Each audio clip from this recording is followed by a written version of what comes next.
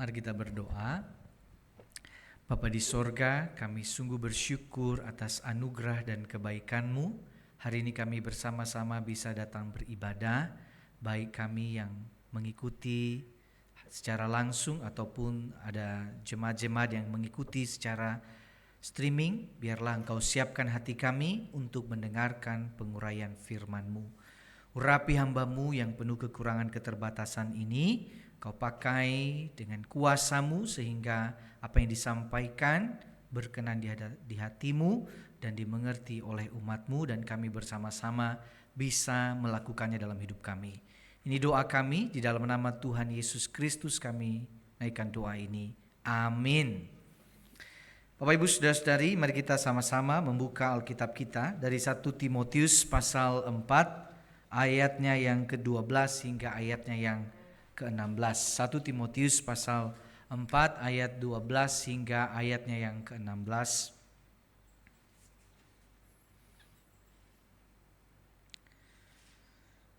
Satu Timotius 4 ayat 12 hingga yang ke-16 kita baca bergantian, saya terlebih dahulu dan kemudian Bapak Ibu Saudara-saudari. Jangan seorang pun menganggap engkau rendah karena engkau muda. Jadilah teladan bagi orang-orang percaya dalam perkataanmu, dalam tingkah lakumu, dalam kasihmu, dalam kesetiaanmu, dan dalam kemurnianmu. Sampai aku datang, bertekunlah dalam membacakan kitab suci, membangun dan mengajar. Jangan lalai dalam mempergunakan karunia yang ada padamu, yang telah diberikan kepadamu melalui nubuat dan dengan penumpangan tangan sidang penatua. Perhatikanlah semuanya itu, hiduplah di dalamnya supaya kemajuanmu nyata kepada semua orang. Awasilah dirimu sendiri dan ajaranmu, bertekunlah dalam semuanya itu, karena dengan berbuat demikian engkau akan menyelamatkan dirimu dan semua orang yang mendengarkan engkau.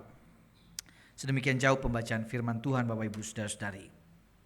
Hari ini Saudara, 20 Oktober di Gedung Nusantara, Saudara, akan dilakukan acara pelantikan presiden dan wakil presiden terpilih, Saudara.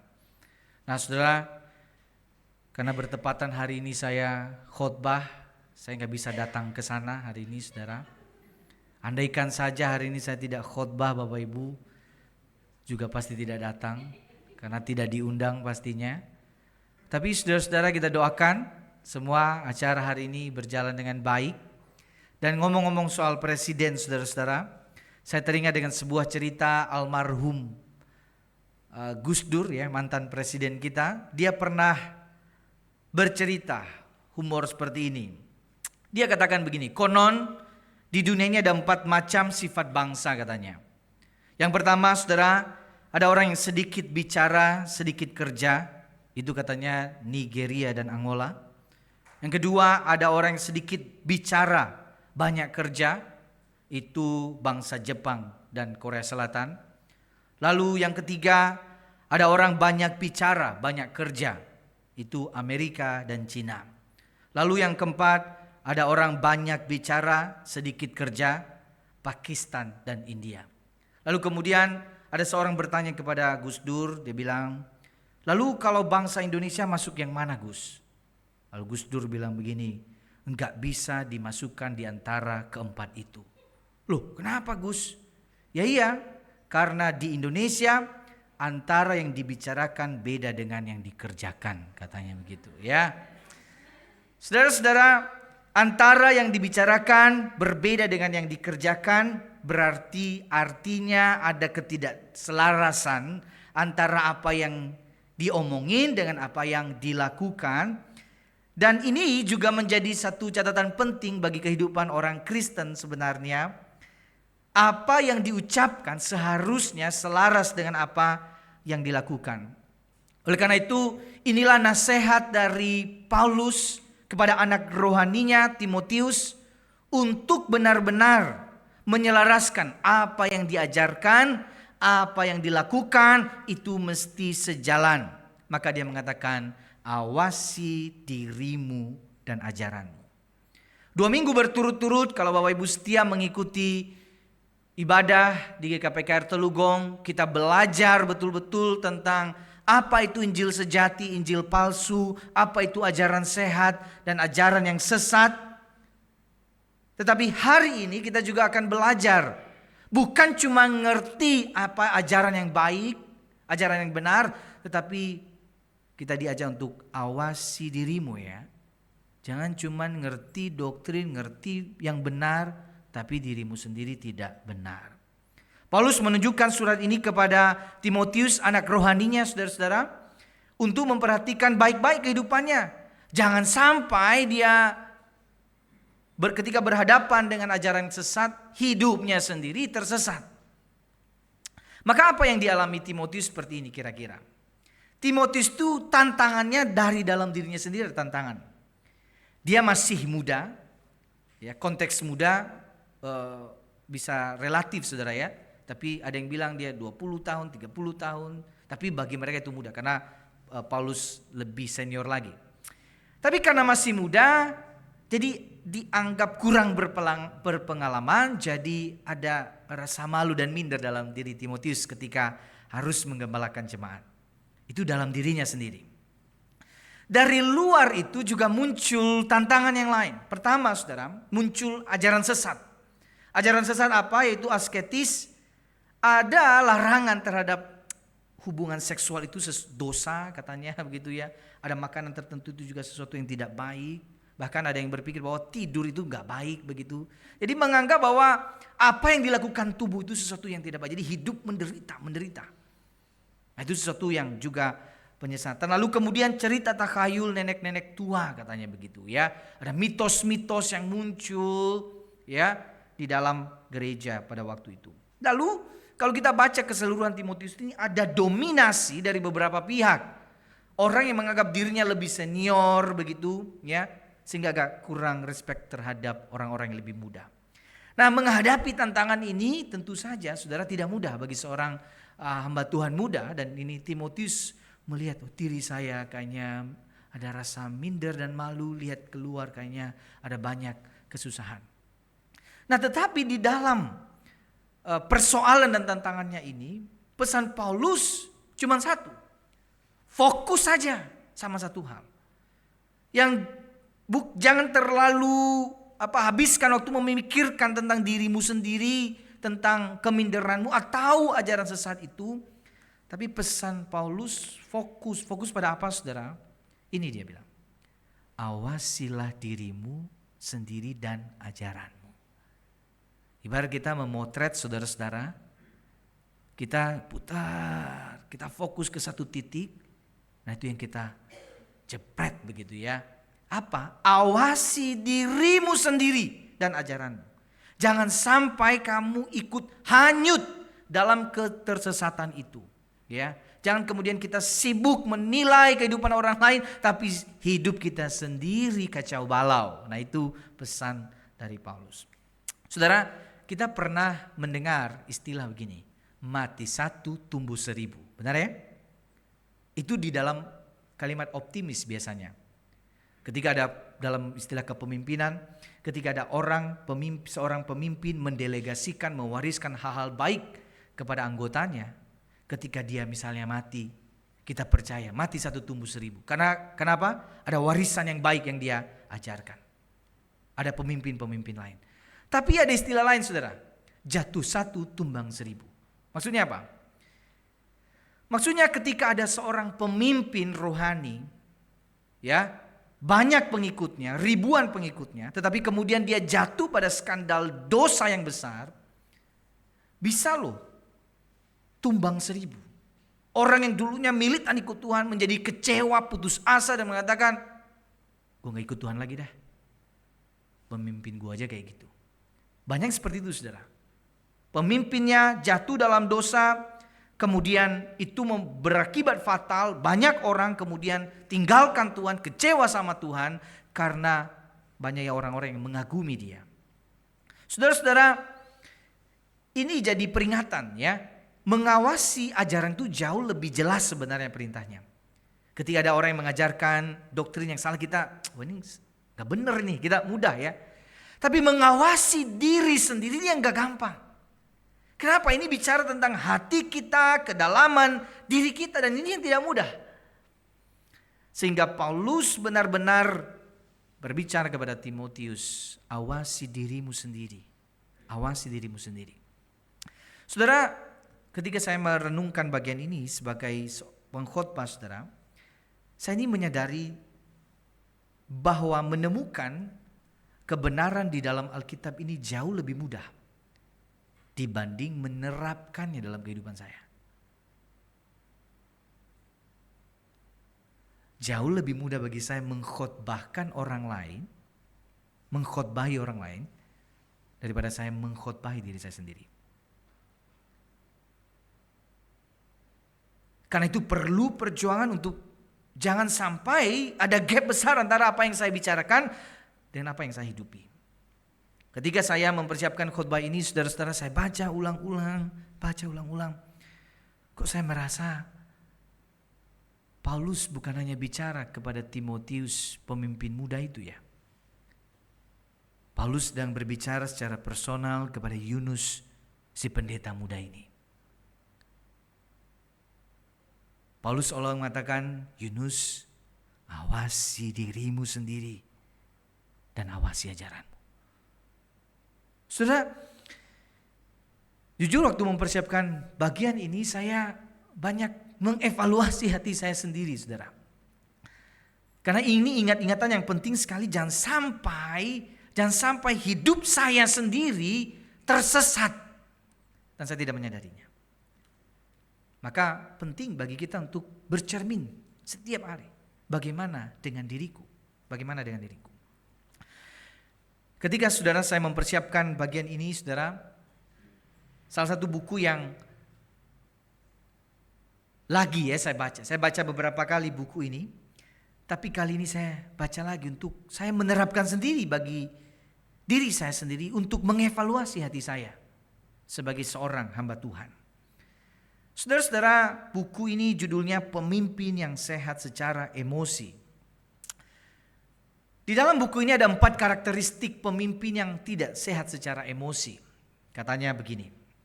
Pertama, saudara, mereka yang tidak sehat secara emosi itu adalah mereka yang memiliki kepekaan diri yang rendah. Orang-orang itu, saudara, tidak bisa mengelola emosinya. Perasaan takut, khawatir, sedih, amarah, cenderung sangat moodnya bisa berubah-ubah, saudara. Dan kadang-kadang mengabaikan tanda kelelahan atau depresi yang dia alami. Dia tidak pandai mengelola perasaan-perasaannya sendiri. Lalu yang kedua, orang yang tidak sehat secara emosi itu memprioritaskan pelayanan daripada pernikahan atau kelajangan mereka. Artinya apa? Orang-orang itu melayani tapi tidak memupuk pernikahannya kalau yang sudah menikah, atau bertumbuh dalam kelajangannya kalau lagi sendiri. Mereka memberi tenaga dan pikiran, kreativitas terbaik untuk melayani orang lain, tetapi gagal memberi waktu untuk hidup pernikahan mereka dan kelajangan mereka yang kaya dan memuaskan di hadapan Allah. Lalu yang ketiga, relasi mereka bersama Allah tidak lagi bisa menopang aktivitas mereka bagi Allah. Di dalam hidupnya tidak ada konsep melambatkan tempo kehidupan, menikmati Allah. Dan seharusnya ada keyakinan seperti ini. Saya bekerja bagi Yesus dan sumber kuasa dan kekuatannya adalah kedekatan saya bagi Yesus. Tapi itu tidak ada. Makanya orang jadi tidak sehat secara emosi. Mengabaikan hubungan dengan Kristus. Lalu keempat, mereka kurang menjalankan sabat. Maksudnya apa, saudara? Pemimpin tidak lagi mempraktikkan sabat setiap minggu, memberi waktu khusus, tidak mengerjakan hal-hal yang lain, dan menikmati Allah dalam aktivitas sehari-hari.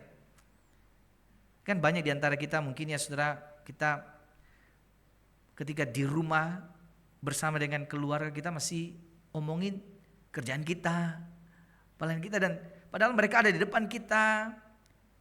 Padahal harusnya itu yang harusnya dilakukan, menikmati relasi itu, sungguh-sungguh merasakan kasih Allah dalam relasi itu.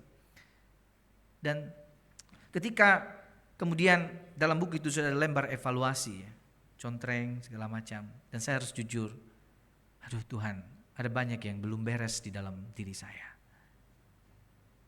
Tolong saya supaya saya jadi pemimpin yang berkenan di hadapan-Mu. Banyak yang belum beres. Saudara-saudara, kita perlu waktu kemudian mengevaluasi diri kita ini sebenarnya. Maka ini tanggung jawab personal, saudara. Awasi dirimu sendiri dan ajaranmu, ini sangat personal sekali. Ya, bukan orang yang lain yang lakukan buat kita. Maka ini kata-kata di dalam 1 Timotius ini ya. Di ayat 7 dikatakan begini. Latihlah dirimu untuk menjadi saleh. Latih dirimu, ya. Lalu kemudian berjerih payah dan berjuang. Kemudian bertekun dalam membaca kitab suci dan jangan lalai gunakan karunia. Maksudnya apa, saudara-saudara? Paulus ingin mengatakan bahwa ada tanggung jawab personal bicara tentang mengawasi diri ini. Ini tuh tidak bisa dilakukan oleh orang lain kepada kita. Dirimu. Bukan orang lain yang lakukan kepada kita. Timotius mengatakan, aku yang lakukan. Iya, kamu. Contohnya begini, saudara ya. Sama seperti misalnya ada orang yang pengen diet begitu ya. Pengen ngurusin badan. Tidak mungkin begini ya. Kalau saya mau menguruskan atau menghilangkan lemak di perut saya begitu. Lalu saya menyuruh ini, Conference, tolong olahraga, nge-gym untuk lemak saya. Bisa gak gitu? Sama sekali. Saya pengen membesarkan otot-otot saya. Lalu saya suruh orang lain, tolong kamu angkat batu gitu, kamu supaya ototku besar. Kamu yang lakukan impactnya ke saya, gak bisa. Sama halnya seperti itu, saudara. Waktu Paulus mengatakan awasi dirimu sendiri dan itu kamu yang lakukan. Bukan orang lain yang kerjakan buat dirimu. Harus kamu yang mengerjakannya. Itu tanggung jawab personal. Sama halnya dengan kehidupan rohani kita. Ada tanggung jawab personal. Bahkan suami istri sekalipun kemudian tidak bisa saling menguntungkan dalam hal ini. Jadi misalnya istrinya lebih rohani, nah ini langsung suaminya jadi lebih rohani. Istrinya rajin baca Alkitab, nah suaminya udah pasti banyak pengetahuan. Gak bisa kan? Itu personal sekali. Saya dengan Tuhan. Oleh karena itu saudara, mengawasi diri sendiri, latih dirimu artinya apa? Buka Alkitabmu, baca Alkitabmu, berdoa dengan mulutmu kepada Yesus. Lakukan sendiri bersama dengan Yesus. Itu latih diri kita sendiri. Jadi kita tidak bisa mengharapkan orang lain melakukannya untuk kita. Kemudian saudara-saudara, Paulus memberikan pesan ini. Jadi teladan. Jadi contoh dalam 5 area ini. Pertama, dalam perkataanmu, dalam tingkah lakumu, dalam kasihmu, dalam kesetiaanmu, dan dalam kemurnianmu. Paulus ingin mengatakan jadi teladan di seluruh aspek hidupmu. Nah, itu namanya mengawasi diri. Maksudnya begini saudara ya. Kita baca sama-sama bagian ini. 1, 2, 3. Jadilah teladan dalam seluruh aspek hidupmu, baik di ruang umum maupun di ruang pribadi, baik saat ada orang yang melihat maupun saat tak ada satupun yang melihat. Ini namanya menjadi contoh. Bukan hanya ketika saya di depan orang lain saya berpura-pura baik. Tapi saat saya sendiri, saya tetap jadi contoh. Nah itu yang jadi teladan. Nah saudara, kita coba melihat tadi ini ya. Jadi teladan dalam perkataan, tingkah laku, kasih, kesetiaan, dan dalam kemurnian. Saudara, dimulai dari perkataan saudara. Ini juga jadi evaluasi bagi kita.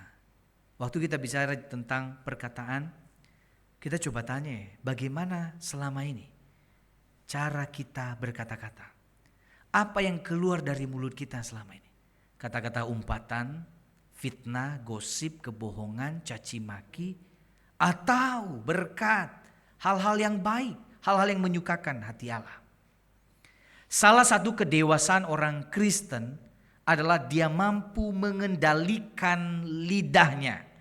Dia tidak sembarang berkata-kata. Maka ini penting bagi kita untuk mengevaluasi, mengoreksi, mengawasi kata-kata kita. Kadang-kala saudara kita itu ngomong cuman sekali ya. Tapi karena tidak tepat, orang lain mikir berkali-kali. Bahkan ada orang ya, gara-gara kata-kata dia bisa jadi depresi. Karena kata-kata itu melukai dan menyakiti hatinya. Ya, begitu dahsyatnya merusak arti kata-kata.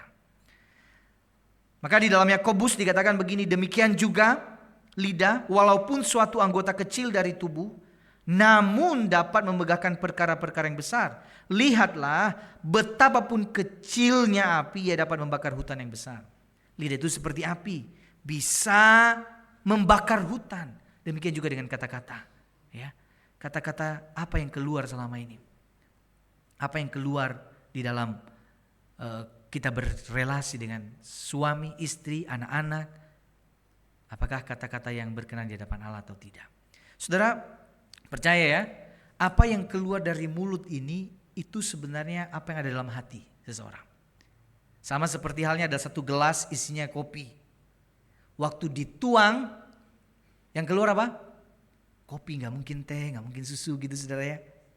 Kalau yang keluar dari mulut ini cacian, makian, hal-hal yang buruk, yang di dalam hatinya hal yang serupa.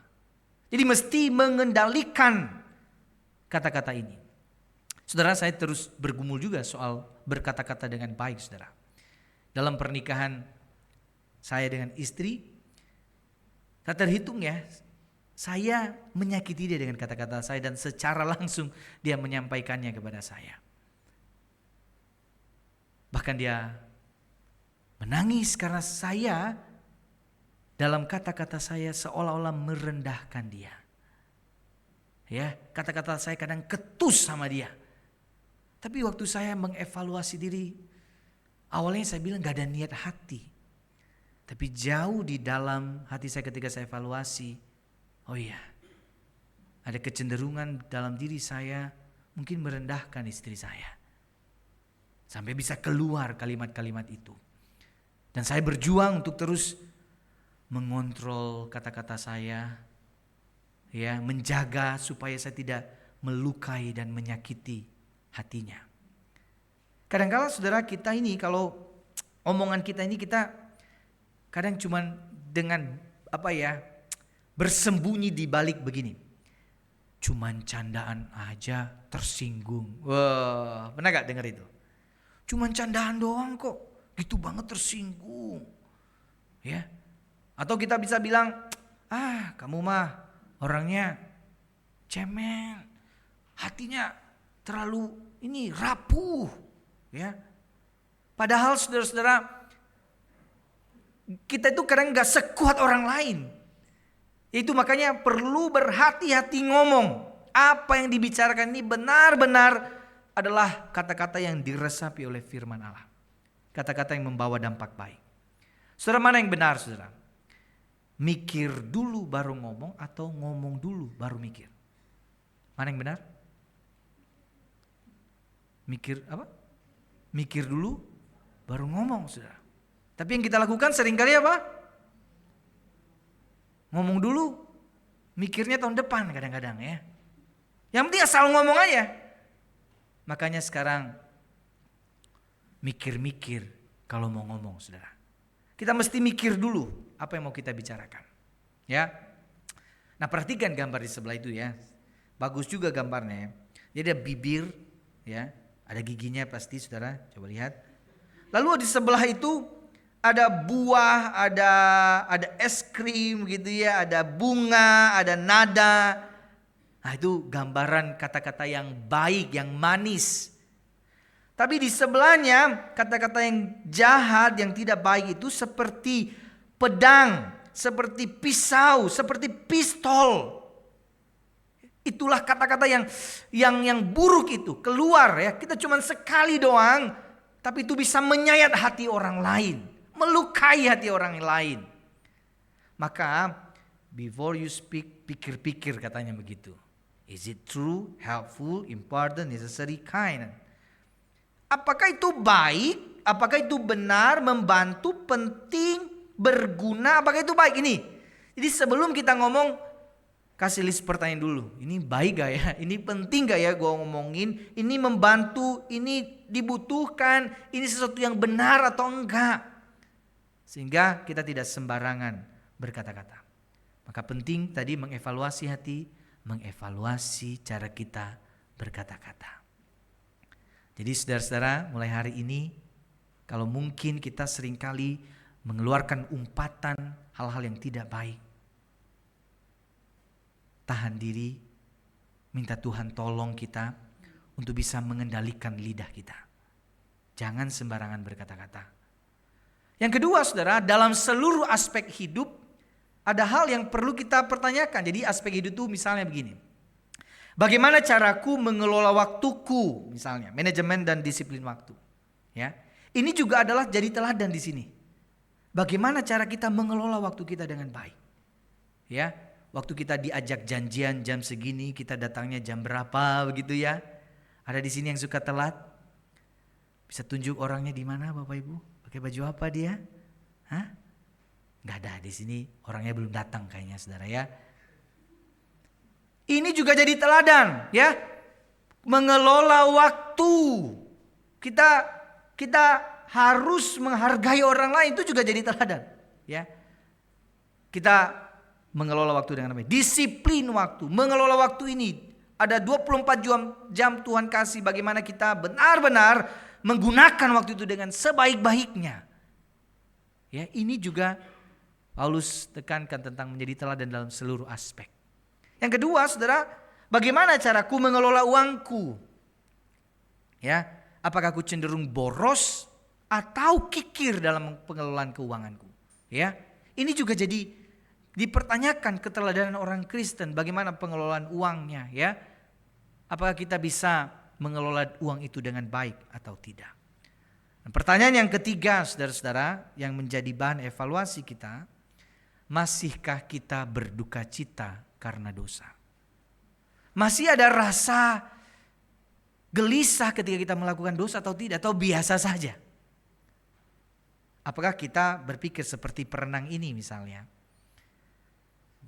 Udah terlanjur nyebur dalam dosa nih, sekalian berenang aja toh gak ada yang lihat juga. Udah tahu dosa, tetapi karena udah terlanjur nyebur, udahlah, gak ada yang lihat juga, udah nyebur. Yang awalnya perzinahan itu sesuatu yang menakutkan, yang menggelisahkan, tapi ketika sudah dimulai, dilanjutkan dan biasa saja. Berbohong itu awalnya kita menjadi berasa bersalah, tapi dilakukan bohong keterusan. Dan sebagainya saudara-saudara. Akhirnya berenang di dalam dosa-dosa itu. Saudara-saudara, begitu besarnya kasih Tuhan kepada kita. Tetapi seringkali kita jujur di hadapan Tuhan. Kita seringkali masih menikmati dosa-dosa itu. Begitu gampangnya bagi kita untuk hidup dalam kepura-puraan dan kemunafikan di hadapan orang lain. Begitu mudahnya sekali bagi kita untuk tampil hidup saleh di hadapan orang lain. Seolah-olah kita ini gak ada apa-apa begitu ya. Tidak ada dosanya, kita menampilkan hal-hal yang baik, bahkan termasuk di hadapan Tuhan. Kita bisa melayani tapi kita masih hidup dalam dosa. Dan kita perlu mengawasi diri kita. Begitu manisnya senyum kita di hadapan orang lain, padahal di dalamnya penuh dengan kebencian. Di gereja kita berlaku seperti orang beragama pada umumnya. Pakaian rapi, tutur kata baik, suara merdu dan lembut. Kata-katanya indah saat berdoa, sibuk dalam berbagai pelayanan. Tapi ironisnya kita bisa jadi seperti orang tidak punya Tuhan, saudara. Suami, istri, anak, saudara, atau orang tua tidak melihat ada Tuhan dalam hidup kita. Tidak melihat ada kasih dalam diri kita. Sebagai suami, istri, mungkin kita sudah kehilangan kasih dan cinta kita kepada pasangan. Yang ada bukan lagi komitmen janji pernikahan yang dipegang, tapi yang ada di dalamnya adalah kebencian, mulai membanding-bandingkan pasangan dengan orang lain. Bisa terjadi. Sebagai orang tua, kita tidak mengasihi anak kita dengan sungguh-sungguh. Kita pengen mereka hidup benar, hidup saleh, tapi kita sendiri tidak menjadi teladan. Kita suruh mereka berdoa, kita suruh mereka baca firman, kita suruh mereka beribadah dengan sungguh-sungguh, kita suruh mereka untuk mengasihi Allah, tapi kita sendiri tidak melakukannya. Saudara, akhir-akhir ini saya coba melihat kehidupan saya sebagai seorang ayah. Jujur jadi banyak berefleksi begini. Dianli itu sekarang meniru semua hal, baik yang saya lakukan atau yang saya katakan. Jadi kadang ini dari mana omongannya? Ini kayaknya omongan saya. Tiba-tiba dia bisa ngomong. Gaya saya dia bisa ikutin. Saya lihat begini. Dia juga begini. Apa ini? Ya, begitu mudahnya sekali. Jadi satu ingat-ingatan. Hati-hati ya. Awasi dirimu. Apa yang kau teladankan kepada anak-anakmu, dia akan menirunya. Dan kita juga sama. Apakah kita sungguh-sungguh sudah menjadi teladan? Sebagai seorang anak, kita seringkali tidak taat, tidak hormat kepada orang tua kita. Kita tidak mengasihi mereka dengan tulus. Bahkan kita mungkin mengeluarkan kata-kata yang buruk, menghakimi mereka, menyakiti mereka dengan kata-kata kita. Kita tidak sungguh-sungguh mengasihi mereka. Kita bahkan melawan, memberontak kepada mereka. Kita perlu evaluasi diri kita. Sebagai saudara, seringkali juga kepada saudara serahim sekandung. Kan mungkin ada orang yang tidak lagi bicara, saudara. Saling membenci satu dengan yang lain. Tak ada lagi kasih di dalamnya. Ketika kita bekerja juga sama. Kita perlu evaluasi bagaimana hati kita ketika bekerja. Sebagai seorang atasan, bagaimana kita memperlakukan bawahan kita. Apakah kita sungguh-sungguh mengasihi mereka, menegur mereka dengan kasih, memberikan hak yang sesuai dengan hak mereka? Sebagai seorang pekerja, bagaimana cara kita bekerja? Apakah kerjanya ya udah, yang penting dapat gaji, udah, gak usah disiplin, gak usah kerja beri yang terbaik. Kita asal-asalan, yang penting dapat gaji. Itu mesti dikoreksi oleh Injil juga, saudara. Apakah kita sungguh-sungguh melihat pekerjaan itu adalah pelayan kita kepada Tuhan? Sebagai rekan sekerja, bagaimana relasi kita dengan rekan sekerja kita? Apa ada kasih di dalamnya, ada cinta di dalamnya? Kita perlu mengoreksi hal ini. Kita juga perlu mengawasi ya diri kita sendiri. Dari mulut ini bisa keluar pujian, nyanyian, memuji Tuhan. Tapi dari mulut yang sama bisa keluar cacian, fitnahan, gosip yang melukai orang, kata-kata yang kasar, kata-kata yang buruk. Dari pikiran ini sudah kita gunakan memikirkan, merenungkan firman. Tapi dari pikiran yang sama kita bisa memikirkan yang jahat, yang buruk. Kita perlu mengevaluasinya. Dari tangan ini kita bisa memberi persembahan untuk Tuhan. Tapi dari tangan ini kita bisa melakukan kekerasan, merebut hak yang bukan milik kita. Begitu mudahnya kita ini jatuh dalam dosa, menikmati dosa. Dan pesan Paulus, awasi dirimu sendiri. Awasi dirimu sendiri. Sebagai pemimpin rohani, sebagai hamba Tuhan, sebagai majelis, sebagai aktivis, sebagai staf, sebagai pengurus, sebagai pelayan ibadah, sebagai guru-guru sekolah minggu. Mari kita evaluasi diri kita, saudara. Bagaimana hati kita sekarang ini? Masihkah engkau dan saya berduka cita karena dosa? Masihkah kita benar-benar menyesali dosa, menangis karena dosa, dan meminta ampun kepada Tuhan? Maka hari ini ketika kita bicara awasi dirimu dan awasi ajaranmu, pertama-tama kita melihat ke hati kita. Apakah ada hal-hal yang tidak berkenan yang masih kita nikmati di hadapan Tuhan? Oleh karena itu, saudara, ketika Paulus mengatakan kepada Timotius, awasi dirimu dan awasi ajaranmu, itu artinya koreksi hatimu. Secara khusus, masihkah kita berduka cita karena dosa? Mari ambil waktu bagi kita merenung, saudara-saudara. Mari kita datang dengan hati yang hancur, mengaku dan memohon pengampunan dari Tuhan. Kalau ada hal-hal yang kita nikmati, yang kita cintai melebihi Allah, kita sukai melebihi Allah, hal-hal yang sudah mengganggu fokus kita kepada Tuhan, dosa-dosa yang masih kita simpan, mari akui, datang dengan hati yang hancur, jiwa yang hancur, mohon ampun kepada Tuhan.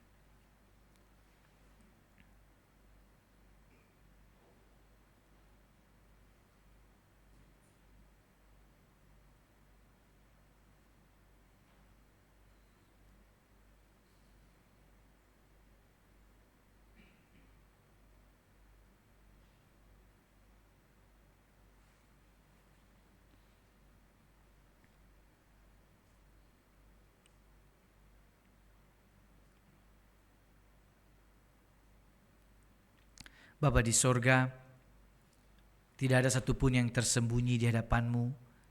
Tidak ada dosa yang kami bisa tutupi di hadapan-Mu. Semuanya jelas terlihat, terpampang jelas di hadapan-Mu.